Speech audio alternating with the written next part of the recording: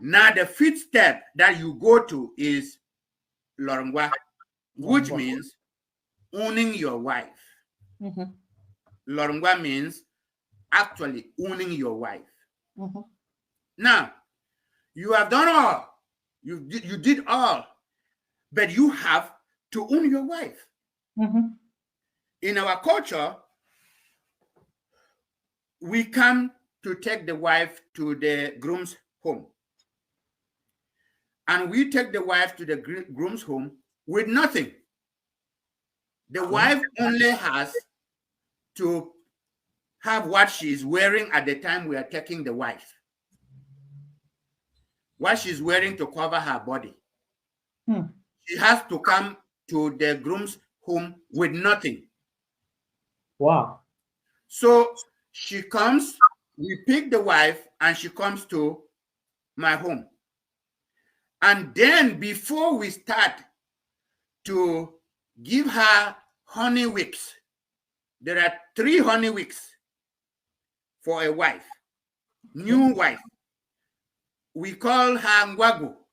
Now, in order to, before we give her the first bath, we take off her clothing that she was bringing from her parent. And then we save them. Then, because we are going to return those clothes, because naked as she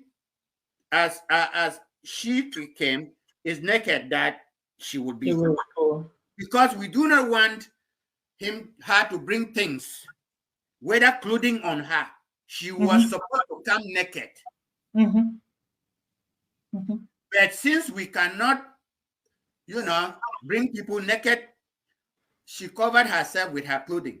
Those clothing, we have to take the clothing back. It is a ritual and a very, very nice one. When you are taking the clothes of the Ngwagu back, it is something very, very, very nice. Wow. All right. Now, you shave the head of the Ngwagu, who is the young woman. You may be asking me at the end, why do we shave? So you crowbar the head. You shave the head totally. Okay? Fully shave the head. And the head is shaved by, special women. You shave the head. Then you give her bath. And then she starts the honey wicks. Okay? Now, when she finishes the honey wicks, and those honey wicks are very, very nice time for the bride. And very, very nice time for the groom. And so there are activities going on in the home. So when she's done, after 3 weeks, you have then to introduce her to the public. And that is either done in the marketplace. Now for me, hold on. You have skipped something. The honey you have told us about the honey. We are all anxiously waiting for you to tell us what this honey is all about. I know you can just this space they will not want us to use some certain words, but you can just explain to us, because when you hear about honey, you can what goes on, how is it done, just briefly. Just want to learn. I have used this word honey just because I have, I'm exposed to the Western culture of honeymoon. So that is why I use honey wicks. Yeah. Now, during the honey weeks, the wife, the new Ngwagu, is kept at the corner of the room.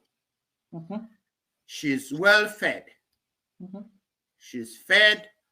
She's given bath every morning, evening, and all times.